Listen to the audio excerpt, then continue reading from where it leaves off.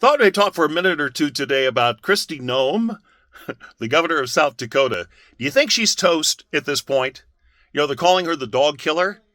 I'm very, very sensitive to issues involving pets and dogs because I have a dog I love to death.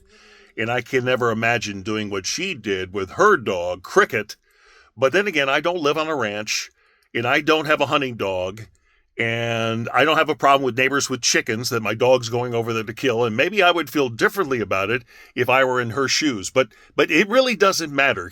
If you for some reason didn't hear what happened, here's what happened. She had a dog named Cricket, right? 14-month-old. She basically put a bullet in its head and euthanized it herself.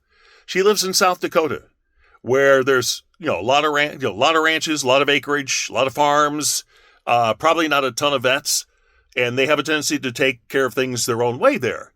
And she had this dog that was untrainable and was getting into the neighbor's chickens and causing all kinds of problems and, basically biting people and causing issues. So she just made the decision that the dog would have to be taken care of, and she took care of it herself. Now, she put this in her book. If she hadn't put it in her book, we would never know about it. But she did put it in her book, and I think she was probably a prime candidate for vice president for Trump, that he might have been willing to pick her, might have been interested in picking her. But, people who live in the city, who don't live on a farm, don't really understand how it works on a farm as far as that goes, and euthanizing your own animals. So she just, to a lot of people who love their dogs as much as they love their kids, maybe even more so, she's just become the dog killer.